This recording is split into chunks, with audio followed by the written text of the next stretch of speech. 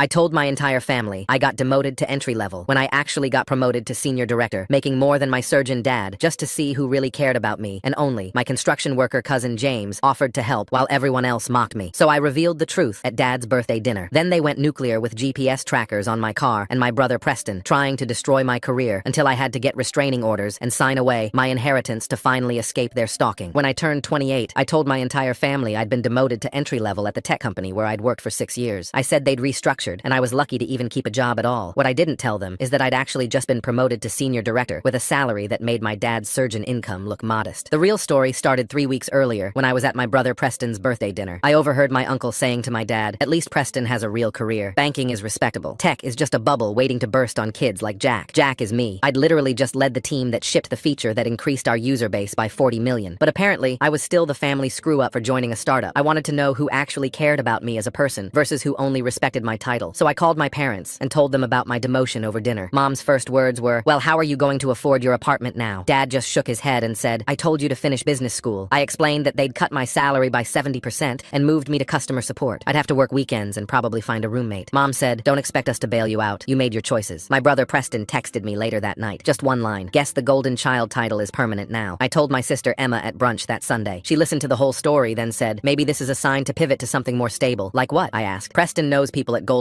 if you want an intro." The only person who reacted differently was my cousin James. James works construction and never went to college. The family treats him like he's invisible at reunions. But when I told him the news, he said, "That's rough, man. You need anything? I can spot you some cash till you get back on your feet." I told him I was fine, but he insisted on buying my lunch. Over the next 2 weeks, I started mentioning little things to test the waters. Told my mom I was selling my car to save money. She said, "Public transit builds character." Mentioned to Preston that I couldn't afford to chip in for Dad's birthday golf weekend. He said, "Yeah, probably best if you sit this one out anyway." Asked Emma if she knew anyone hiring. She suddenly got very busy with wedding planning, but James kept checking in, sent me job listings he found online, even though they were completely wrong for my field, offered to let me crash at his place if I lost my apartment, even showed up at my place with a six-pack after I texted that I'd had a rough day. "Those customer service people giving you hell?" he asked. I felt guilty lying to him, but I needed to see this through. My dad's birthday dinner was at the country club 3 weeks after my fake demotion. The whole extended family was there, 30 people all dressed up and pretending to care about each other. Halfway through dinner, my aunt asked loudly how my little computer job was going. Before I could answer, my mom jumped in. "Jack's going through a career transition. We're all very supportive." The way she said supportive made it clear she was anything but. Preston added, "Hey, at least you have a job, right? Some people have nothing." That's when I stood up and clinked my water glass. "Actually, I have an announcement," I said, "about my job." Everyone turned to look at me. Most of them were smirking like they expected me to announce I'd been fired completely. "I wanted to thank you all for your support these last few weeks," I continued. "It really showed me who my family is." I pulled out my phone and showed them the email, the one announcing my promotion to senior director, the one with the salary that made several jaws drop. "I've never been demoted," I said. "I've been promoted. I'm running a team of 50 now. My bonus this year is more than most of you make annually." The silence was beautiful. Preston went pale. Mom's face twisted like she'd bitten into something sour. Dad just stared at his plate. "But James," I said, turning to my cousin who looked confused as heck, "you're the only one who gave a damn when you thought I had nothing." I handed him an envelope. Inside were 2 tickets to the Super Bowl. His team, 50-yard line. His eyes went wide. "What the heck, Jack? You showed me love when there was nothing to gain," I said. "That's worth more than any promotion." Emma started to say something, but I cut her off. "I'm done here," I said. "James, you want to get out of here? Drinks are on me. Forever." I cried myself to sleep that night. The reality of how crappy my family was hitting me all at once. And when I woke up, I noticed my phone had been bombarded with dozens of texts and missed calls. The first voicemail was angry. The second was threatening. By the 10th, they were practically begging to talk about this rationally. The first voicemail from Presto N made my blood run cold. His voice dripped with venom as he threatened to destroy my reputation in tech, to make sure everyone knew what a manipulative liar I was. I deleted it immediately, but not before saving a copy to my cloud storage. Something told me I'd need evidence later. My phone buzzed with a text from James asking if I was okay after last night's dinner. I typed back that I was fine, just processing everything. He offered to come over, but I told him I needed some space to think. The truth was, I needed to figure out what my family's next move would be. Preston texted me to meet him at a coffee shop downtown. Against my better judgment, I agreed. When I arrived, he was already there, his usually perfect banker appearance slightly disheveled. His hand shook with rage as he gripped his coffee cup. He alternated between fury and trying to manipulate me into apologizing publicly. He insisted I'd humiliated the family and needed to make it right. I sat there calmly, watching him unravel. That's when Mom called. Preston grabbed my phone before I could react, putting it on speaker. Her voice filled the small coffee shop as she begged me to fix this mess. Then came the words that cut deeper than any knife could. She admitted she'd always been embarrassed by me, that I'd never lived up to her expectations. The other patrons pretended not to notice as tears stung my eyes. After I left the coffee shop, Emma started texting me screenshots from the family group chat. Extended family members were taking sides, most of them siding with my parents. Aunts and uncles I'd loved growing up were calling me ungrateful and selfish. Only a few distant cousins seemed to understand why I'd done what I did. Monday morning at work, I tried to focus on my team meeting when my boss pulled me aside. He mentioned getting a strange call from someone claiming to be a concerned family member, saying I had mental health issues that might affect my work performance. The receptionist had mentioned it too. My stomach dropped as I realized Preston had already called my company's HR department. Fortunately, my boss knew my work record spoke for itself. He assured me that unless my performance suffered, he didn't care about my personal life. But the fact that Preston had tried to sabotage my career made my hands shake with anger. Later that week, I was at the grocery store when I spotted Mom in the parking lot. She wasn't alone. My ex-girlfriend Rachel stood next to her car, and they were deep in conversation. When I confronted them, Mom didn't even try to deny it. She was attempting to get dirt on my past relationships, anything she could use against me. Rachel had the presence of mind to record the conversation on her phone. She looked at me with pity before driving away. Mom just stood there, defiant, as if trying to dig up ammunition against her own son was perfectly normal behavior. The next morning, I woke up to find Preston had posted old college photos of me partying on LinkedIn, tagging my company in every single one. The photos weren't even that bad, just typical college party shots, but the context he provided made them look damaging. He'd written captions about my history of deception and pattern of manipulation. James called me immediately, warning that Preston had been reaching out to him, asking about my work projects and client names. He wanted insider information about my job, probably to use against me somehow. James had told him nothing, but the fact that Preston was digging that deep worried me. That afternoon, James sent me photos that made my heart sink. Emma was leaving our parents' house with a box of my old belongings. Through the car window, I could see childhood journals sticking out of the box. James's mom had mentioned seeing Emma in my old room earlier that day. They were looking for anything they could use against me. The 48-hour mark was approaching when Dad finally texted me directly. His message was short and brutal. I had 2 days to make this right, or I was out of the will. The inheritance I'd never cared about was now being held over my head like a weapon. My favorite aunt, who'd always sent me birthday cards and checked in on me, suddenly sided with my parents. Mom had spun the story to make it seem like I was having a mental breakdown, that the promotion had gone to my head. The aunt who'd celebrated my first job with me now believed I was unstable. Then things got worse. An old group text where I'd joked about testing people got screenshotted and shared as proof of my manipulation. The message had been about a surprise party I was planning, completely taken out of context. But Preston was using it to convince mutual friends that I was dangerous and vindictive. 3 lunch plans got canceled that week. Friends who'd known me for years suddenly had excuses for why they couldn't meet up. Preston's banking connections ran deep, and he was leveraging every single one. Thursday evening, I walked out to the grocery store parking lot to find my car keyed. The word liar was scratched deep into the driver's side door. I'm really curious about why Jack chose such an elaborate test instead of just having an honest conversation with his family. Something about this whole setup feels like there's deeper hurt here than just that overheard comment at Preston's birthday dinner. Security footage showed a figure in a hoodie, but their face was obscured. I filed a police report, but without clear identification, there wasn't much they could do. My family doctor called me the next day, uncomfortable but feeling obligated to let me know that Dad had approached him during their golf game. He'd been asking about signs of mental illness, whether I'd shown any symptoms during my checkups. The doctor maintained professional boundaries, but suggested I might want to find a different physician to avoid awkward situations. That's when I decided to hire a lawyer. During our first meeting, we discovered my parents were still listed on several of my old accounts from college. Accounts I'd forgotten about, but that could potentially give them access to information I didn't want them to have. The real shock came when I went to the bank. The teller, who'd known me for years, let slip that Mom had tried to access my safety deposit box just yesterday. She'd had an old power of attorney document from when I'd studied abroad in college. The bank had turned her away, but the fact that she'd tried sent chills down my spine. 3 different family friends reached out to me privately that week. They'd seen through my parents' manipulation, but were too afraid of social consequences to speak up publicly. One woman from my parents' church pulled me aside at the coffee shop to tell me something that changed everything. Mom had done this before to my cousin Beth 10 years ago, when Beth had dared to marry someone Mom deemed beneath the family's social status. I started noticing Preston's car everywhere. He was following me to client meetings, sitting in the parking lot taking photos. When I confronted him, he drove off without a word, but I knew he was building some kind of case against me, though for what, I couldn't imagine. James's girlfriend Maria, who worked as a paralegal, offered to help me document everything properly. She said the pattern of harassment was clear and that I needed to protect myself legally. We spent an evening organizing every text, voicemail, and incident into a comprehensive timeline. My neighbor mentioned that my parents had stopped by asking concerning questions about my lifestyle. They'd implied I might have substance abuse issues, asking if she'd seen any strange behavior or visitors at odd hours. She'd told them nothing, but the fact that they were trying to build a false narrative about me was terrifying. The harassment escalated when Preston tried to show up at my apartment at 2 a.m. James had been crashing on my couch that night, worried about my safety after everything that had happened. He blocked Preston at the door, refusing to let him in. Preston had reeked of alcohol and rage, demanding to talk to me about family honor. My high school friend Kevin called the next morning, confused and concerned. Emma had been messaging everyone from our old friend group, asking if I'd ever seemed unstable or shown signs of mental illness. She was fishing for anything that could support their twisted narrative about my breakdown. As I sat in my apartment that night, surrounded by evidence of my family's campaign against me, I realized this was just the beginning. They weren't going to stop until they'd either destroyed me or forced me back under their control. But I had something they didn't expect: friends who actually cared about me and the truth on my side. The morning after James blocked Preston at my door, I discovered Mom had created a fake LinkedIn profile posing as a tech recruiter. recruiter. The profile used a stock photo of a professional-looking woman and claimed to work for a prominent headhunting firm. She'd been messaging my coworkers, asking pointed questions about my stability and work performance. My marketing director forwarded me the message, confused about why a recruiter would be asking such personal questions. I recognized the writing style immediately, the same passive-aggressive tone, the same backhanded compliments disguised as concern. Mom had used similar tactics years ago when she'd driven out Dad's sister from family gatherings. Back then, she'd spread rumors about my aunt's marriage troubles until the poor woman stopped showing up to family events entirely. Rachel sent me something that made my stomach turn. She'd recorded Mom offering her money for any concerning stories about our relationship. In the recording, Mom's voice was clear as she explained how they needed to protect the family name from my reckless behavior. The desperation in her tone revealed just how far she was willing to go. My mentee at work pulled me aside during lunch. Emma had tried to friend her on social media, which seemed odd since they'd never met. The friend request came with a message asking if she'd noticed any mood swings or erratic behavior from me lately. I advised her to block Emma immediately and document the interaction. Building security showed me footage from 3 a.m. the previous week. Someone had been trying different codes at the employee entrance. While the person wore a baseball cap pulled low, the doorman recognized Preston's car in the visitor lot during that exact time frame. He'd been trying to access my workplace after hours. I took all the documentation to the police station, hoping to file a harassment report. The officer listened patiently before explaining that family disputes were considered civil matters unless there was a credible threat of violence. The keyed car, the stalking, the attempted break-ins, none of it was enough without concrete proof of who was responsible. James explained the situation to his construction crew during their lunch break. These guys had known me for years through James, had seen me at barbecues and poker nights. They rallied around me immediately, offering to keep an eye out for Preston's car when they were working jobs near my apartment. One of them summed it up perfectly. Rich family problems, but I was solid in their book. While washing my car that weekend, I found something attached to the undercarriage, a GPS tracker, still in its retail packaging plastic. The receipt inside showed it had been purchased with Dad's credit card at an electronics store near his office. They were literally tracking my every movement. Beth called me that evening. She'd heard through the family grapevine about my situation and wanted to share her own story. 10 years ago, she'd gotten engaged to someone Mom deemed beneath our family's social standing. Mom had sabotaged the wedding venue booking, spread lies about Beth's fiancé's criminal record that didn't exist, and even hired a private investigator to dig up dirt. The relationship hadn't survived the onslaught. I spent hours carefully documenting each incident in detailed emails to my lawyer. Every text, every voicemail, every interaction was cataloged with timestamps and evidence. Maria had emphasized that a clear paper trail would matter if things escalated further. The folder of evidence grew thicker by the day. Emma texted me a long, rambling message about how I'd ruined her wedding. According to her, our parents were now too upset to focus on planning, and several family members were threatening not to attend because of the drama I'd caused. She attempted emotional manipulation, claiming I'd destroyed her special day with my selfishness. My doorman pulled me aside one morning with concerning news. Mom had approached him the previous day, trying to convince him that I was dangerous and unstable. She'd offered him a significant bribe to report on my visitors and daily activities. He'd refused and immediately reported the incident to building management. Preston's professional mask finally slipped during a client dinner at an upscale steakhouse. I happened to be there for a work celebration when he spotted me across the dining room. His reaction was so visceral that his clients noticed immediately. He excused himself abruptly, leaving his confused dinner companions behind. The facade of the perfect banker was cracking. Mom made one last attempt at reconciliation through a voicemail. She offered to forget everything if I would publicly apologize to the family and quit my job. The delusion that I would give up my career to appease them showed just how out of touch they were with reality. Dad's business partners started asking him uncomfortable questions about the family situation. Country club gossip had spread the story of the birthday dinner confrontation, and his professional reputation was taking hits. The social standing they'd worked so hard to maintain was crumbling from within. Emma's fiancé, Tom, reached out to me privately. He'd been watching my family's behavior during wedding planning and was starting to see what I meant about their true nature. The demands, the manipulation, the constant need for control. It was all becoming clear to him as wedding preparations intensified. I realized something important during a conversation with James. My parents could only influence people who depended on them financially or socially. Once someone was independent, their power evaporated. That's why they were so desperate to force me back under their control. Maria's research revealed a crucial detail. The old power of attorney I'd signed for my study abroad program in college had never been formally revoked. My parents' threats relied on this technicality, though Maria assured me it was likely unenforceable after so many years. Still, it explained how Mom had tried to access my safety deposit box. James made a decision that touched me deeply. Dad's company had offered him a lucrative contracting job, the kind that could set his business up for years. He turned it down flat, choosing loyalty over money. Some things, he told me over beers, simply weren't for sale. We spent that evening discussing how money corrupted family relationships. James had seen it in his own extended family. Cousins who only called when they needed loans, aunts who fought over inheritances, the GPS tracker still in its packaging with Dad's credit card receipt inside. That's such sloppy work for people trying to be sneaky. Makes me wonder if they wanted to get caught, or if they're just that careless about covering their tracks. He'd learned early that real relationships couldn't be bought. Despite everything, I refused to use my parents' secrets against them. I knew about Dad's affair from years ago, about Mom's prescription med problem she thought she'd hidden. I could have destroyed them with what I knew, but I wouldn't stoop to their level. Preston contradicted himself spectacularly in front of mutual friends at a networking event. He claimed I'd never had money while simultaneously accusing me of flaunting my wealth. The logical inconsistency was so obvious that several people exchanged knowing glances. His narrative was falling apart. Bank statements revealed the extent of my parents' desperation. They'd attempted to access my account 17 times in 1 week, each attempt logged and rejected by the bank's security systems. The sheer persistence was both pathetic and frightening. Sarah, Emma's bridesmaid and my childhood friend, started screenshotting Emma's increasingly unhinged messages about me. The texts showed a pattern of escalating anger and blame. Sarah sent them to me privately with a simple note. She thought I should see what was being said behind my back. My team at work rallied around me after Preston sent a deranged email to our CEO. Without my knowledge, they'd drafted a joint response affirming their confidence in my leadership. They knew who I really was, and no amount of family drama would change that. James introduced me to his crew's families at a weekend barbecue. This was real community. People who showed up for each other without calculating what they might gain. I felt more at home flipping burgers with construction workers than I'd ever felt at country club dinners. Tom overheard something that changed everything. Mom was on the phone with Emma, instructing her to use the wedding to force me back in line. The calculation in her voice, the manipulation tactics being discussed, it was all too much for him. He met me for coffee the next day to share what he'd heard. Several family friends reached out privately to apologize. They'd initially believed my parents' version of events, but were starting to see through the lies. Mom had been very convincing at first, they admitted, but her story kept changing while mine remained consistent. Preston's ex-girlfriend contacted me with a warning. She'd seen this behavior before when they broke up. The obsessive need for control, the inability to accept rejection. He was spiraling in the same way, and she worried about how far he might go. Beth revealed more about Mom's pattern of control. When Beth had gotten engaged to someone Mom deemed beneath a family, Mom had pulled similar manipulation tactics. She'd sabotaged relationships, spread lies, and used every tool at her disposal to maintain control. The pattern was clear and decades old. I made sure to protect my teenage cousin from being dragged into the conflict. When Mom tried to pump him for information about me at a family gathering, I intercepted and firmly told her to leave the kids out of this. Some lines shouldn't be crossed. My work team independently refused Preston's attempts to poach our clients. He'd been calling our major accounts, suggesting they might want to reconsider working with someone so unstable. Not a single client took the bait. My professional relationships were built on years of trust that couldn't be destroyed by whispered lies. Mom's tearful voicemail manipulations stopped having any effect. I'd stopped listening to them entirely, deleting them unheard. The emotional terrorism only worked if I allowed it to, and I'd finally learned to protect myself from her tactics. Tom witnessed Emma screaming at me in a parking lot after a chance encounter. She blamed me for ruining her wedding reputation, for turning her fiancé against her, for destroying the family. Tom's face showed his dawning realization as he watched her unhinged behavior. He was starting to understand who he was really marrying into. Former colleagues reached out in support after Preston's LinkedIn campaign backfired. His desperate attempts to smear my reputation had only made him look petty and vindictive. People in tech talk and word spread quickly about his harassment campaign. My lawyer confirmed that the GPS tracking and fake profiles constituted clear harassment. The documentation needed for a restraining order was nearly complete. Every text, every incident, every piece of evidence painted a picture of escalating harassment that no judge could ignore. Emma told friends that I'd sabotaged her wedding venue booking, claiming I'd somehow interfered with the reservation. Tom discovered the truth. She'd simply forgotten to pay the deposit on time and was looking for someone to blame. The scapegoating pattern was becoming obvious to everyone around her. Dad's secretary quietly informed me about immediate plans to change the will. She'd always been fond of me and thought I deserved a warning. The threat that had been hanging over my head was about to become reality. I realized with perfect clarity that I stood to lose nothing I actually valued. The inheritance, the family name, the social connections. None of it mattered compared to my integrity and the genuine relationships I'd built. They could take their money and their conditional love. I had everything I needed. Preston showed up in my office building's lobby during an important presentation. He sat there for hours, just watching the elevators, making his presence known. Security eventually escorted him out when he refused to leave. I handled the presentation flawlessly, despite knowing he was downstairs. The extended family Christmas card list arrived at various relatives' houses. I'd been conspicuously removed while James had been elevated to a prominent position. The petty gesture revealed more about my parents than they realized. They were rewriting family history to exclude me. My consistent behavior throughout the ordeal convinced the remaining skeptics. While my family's story changed constantly, mine remained the same. Truth has a quality that lies can never match, and people were starting to notice the difference. Tom confided that he needed to postpone the wedding to work through family issues. Privately, he told me he was reconsidering everything. He couldn't unsee who they really were, couldn't pretend the manipulation and control were normal. The wedding might be postponed indefinitely. My parents made a last-ditch effort to reconcile through my godmother. She called me tearfully, begging me to consider their olive branch. But when I asked for specifics, it became clear they wanted reconciliation on their terms. Me apologizing, me quitting my job, me falling back in line. I politely declined, stating my boundaries clearly and finally. I would not apologize for revealing the truth. I would not quit the career I'd built. I would not pretend their conditional love was enough. The door would remain open if they ever wanted a real relationship, but I wouldn't hold my breath. Preston's reputation at his bank began to suffer as his behavior became known. Clients requested new bankers, uncomfortable with his volatility. The golden child's shine was tarnishing rapidly. James's family surprisingly officially adopted me as an honorary cousin at their family reunion. No formal announcement needed. I was simply included in everything, treated as one of their own. This was what real family felt like. Mom's book club friends started distancing themselves after her manipulation became obvious. She'd tried to recruit them into her campaign against me, but the desperation was off-putting. Her carefully cultivated social standing was crumbling as people saw her true nature. I presented the complete timeline of harassment to my lawyer. The evidence was overwhelming. Stalking, defamation, attempted breaking and entering, GPS tracking. Any reasonable person would see the pattern of escalation. Dad's business partner mentioned considering Preston too volatile for the promotion he'd been gunning for. The family drama had spilled into Preston's professional life in ways he hadn't anticipated. His actions had consequences he couldn't control. Emma admitted to Tom she'd always resented Jack's independence from family money. The admission came during their pre-wedding counseling session, which Tom had insisted on after witnessing the parking lot confrontation. The therapist later told Tom privately that Emma displayed concerning patterns of blame shifting and manipulation. Tom spent that night at his brother's apartment, processing what he'd learned about the woman he'd planned to marry. Documentation showed clear pattern of escalating harassment over 6 weeks. Maria organized everything chronologically: the voicemails, texts, stalking incidents, vandalism, fake profiles, and attempted break-ins. The judge would be convinced by the sheer volume and progression of evidence. Each incident built upon the last, showing a family systematically trying to destroy someone who dared to expose their true nature. Final evidence included Preston's hammered voicemail confessing to the vandalism. He'd called at 3 a.m., slurring through an angry rant about teaching me a lesson. His confession was clear. He'd keyed my car, he'd been following me, and he wasn't going to stop until I apologized publicly. The recording would be the cornerstone of the restraining order application. James's construction crew offered to help me move to a new apartment for fresh start. They showed up on Saturday morning with trucks and muscle, refusing to let me hire professional movers. As we packed boxes, they shared stories about their own family dramas, making me realize how universal these conflicts were. Money and pride destroyed relationships across all social classes. Preston showed up at my office with Dad and Mom for an intervention. They'd convinced building security they had a meeting scheduled, but my assistant had already alerted me to their presence. I watched from the security office as they sat in the lobby, Mom clutching tissues dramatically, while Dad checked his watch impatiently. Preston paced back and forth, his banking suit wrinkled from stress. My boss threatened to call police if family didn't leave immediately. He'd been monitoring the situation since Preston's first call to HR and wasn't about to let them disrupt our workplace. Security escorted them out while my entire team watched from the windows above. Several co-workers offered support afterward, sharing their own stories of toxic family relationships. Emma blamed me for Tom leaving, posted unhinged social media rant. The post accused me of sabotaging her happiness, of being jealous of her perfect life, of manipulating Tom against her. Friends screenshot it before deletion, sending copies to both Tom and me. Her mask had completely fallen away, revealing the same vindictive nature as our mother. I spent that evening alone, questioning if exposing them was worth losing all family. The apartment felt empty as I looked at spaces where family photos once hung. But then James texted a photo from the barbecue, me laughing with his crew, surrounded by people who accepted me without conditions. The empty frames didn't matter when I had real connections. I decided to maintain no contact, despite lingering sadness about what could have been. The decision felt final as I blocked their numbers, removed them from social media, and instructed my lawyer to handle any necessary communication. Some relationships couldn't be salvaged, no matter how much we wished otherwise. Decision to move forward triggered Preston's final desperate attempt at control. He showed up at my new apartment building, having somehow discovered the address. The doorman called immediately, recognizing him from the description I'd provided. Preston stood outside for hours, alternating between pounding on the door and leaving rambling voicemails about family loyalty. Family tracked me down at James's house through social media post from construction crew member. One of the guys had posted a photo from our poker night, tagging the location without thinking. Within an hour, 3 cars pulled up outside. My parents' Mercedes, Preston's BMW, and Emma's Range Rover. They demanded a family meeting, claiming they wouldn't leave until I faced them. Mom claimed I destroyed the family while I calmly listed their actual actions. Standing on James's porch, I recounted each incident: the stalking, the vandalism, the attempts to destroy my career, the GPS tracker, the fake profiles. Mom's tears dried up as she realized I had documented everything. Her manipulation tactics didn't work when confronted with facts. Dad admitted he changed the will, but I could earn my way back in. The offer was exactly what I'd expected: complete submission in exchange for money. He outlined the conditions: public apology, quitting my job, moving back to their neighborhood, attending family therapy where they'd control the narrative. The price of their love had finally been stated explicitly. James's mom stepped forward, telling Dad exactly what she thought of his parenting. She'd raised James alone after his father left, working 2 jobs to keep food on the table. She informed my father that even their pastor would say you couldn't buy love, that real parents supported their children unconditionally. Her words carried the weight of someone who'd actually sacrificed for her family. I faced the choice between easy reconciliation with financial benefits or maintaining integrity. The inheritance was substantial, enough to buy a house, start a business, secure my future. All I had to do was bend the knee, play their game, pretend the last 2 months hadn't happened. The old me might have been tempted. I chose freedom over family money, signing away any claim to inheritance. My lawyer had prepared the documents in advance, anticipating this moment. I signed them on the hood of Preston's BMW while my family watched in shock. The pen felt light in my hand as I wrote a away their final hold over me. Preston stepped aggressively toward me, but stopped when James's crew stood up in unison. 5 construction workers rose from their chairs on the porch, not threatening, but clearly protective. Preston's fists clenched and unclenched as he calculated his odds. He muttered something about it not being worth it and stepped back, his bravado evaporating. Emma's final manipulation attempt failed when Tom arrived to support me. He'd been tracking the situation through Emma's erratic texts and came to ensure she didn't escalate further. Seeing him standing with me instead of her broke something in Emma. She turned on our parents, screaming that this was their fault for raising us wrong. Mom's tears didn't work when everyone saw through the performance. She cycled through her usual tactics, sobbing, guilt-tripping, threatening sewer slide, claiming chest pains. But James's mom just shook her head, recognizing manipulation from years of dealing with difficult people. Even Dad seemed embarrassed by the display. I walked away with chosen family as blood family imploded behind me. Preston and Emma turned on each other in the driveway, blaming one another for the failed intervention. Mom screamed at Dad about his weakness. Dad threatened to divorce her if she didn't get control of herself. Their perfect family facade shattered completely. In the driveway, Dad quietly admitted I might have had a point. Away from Mom's influence, his shoulders sagged with exhaustion. He looked older than his years, worn down by decades of maintaining appearances. For a moment, I saw the father he could have been if he'd chosen differently. I offered a single olive branch, telling him when he was ready to be real, he knew where to find me. The offer was genuine, but came with conditions. Any relationship would be on my terms, built on honesty rather than money and manipulation. He nodded silently before returning to the chaos in the car. 3 months later, I thrived in my new city with real relationships. The promotion had come with relocation options, and I'd taken the opportunity to truly start fresh. My new apartment was smaller than the old one, but felt more like home. A postcard from James sat on my fridge, sent from a job site in Colorado. Mom sent birthday card with just 2 words inside. I'm sorry. No return address, no phone number, just those words in her careful handwriting. I held it for a long moment, considering whether to respond. The apology felt genuine, but incomplete. I filed it away, not ready to open that door yet. 1 year later, I stood as James's best man at his wedding. The construction crew filled the wedding party, men who'd shown me what brotherhood really meant. James had asked me months earlier, saying I was the brother he'd chosen. The ceremony was held in his mom's backyard, simple but filled with genuine love. My parents watched from social media as James's wife posted wedding photos. I knew they were viewing them because Emma's friend mentioned it casually. They saw me laughing with my chosen family, saw the genuine joy on my face. They saw what they'd lost by choosing control over connection. I'd lost my inheritance, but gained something priceless. The ability to recognize real love had been hard-won through pain and betrayal. The strength to demand authentic relationships came from surviving their manipulation. The wisdom to know that family isn't about blood or money, but about who shows up when you have nothing to offer but yourself. That was worth more than any trust fund. Standing at that wedding, surrounded by people who'd proven their loyalty when it mattered, I realized I'd actually won. Not in the way my family measured success, but in ways that actually mattered. I had friends who'd helped me move without being asked. I had a chosen family who celebrated my victories and supported me through struggles. I had integrity that couldn't be bought or manipulated away. The restraining orders had been approved months ago, creating legal boundaries where emotional ones had failed. Preston's banking career never recovered from his public meltdown. Emma's wedding to Tom never happened. Mom's social standing crumbled as her manipulation became widely known. Dad continued going through the motions of his life, successful but hollow. Sometimes I wondered if they ever truly understood what they'd lost. Not just a son and brother, but the chance to know me as I really was. They'd been so focused on control that they'd never seen my actual value. Their loss was profound, but it was also their choice. My success continued to grow, built on merit rather than connections. The team I led expanded. The projects we delivered changed the industry. I mentored young developers who reminded me of myself, kids from working-class backgrounds who just needed someone to believe in them. James would visit when work brought him to town, and we'd grab beers and talk about everything except family. The money I would have inherited sat in trust funds and investment accounts I'd never touch. But I had something more valuable, the knowledge that every achievement was earned, every relationship was genuine, every success was mine alone. That truth was worth any price. Check out my account for more videos and like because it helps more than you think.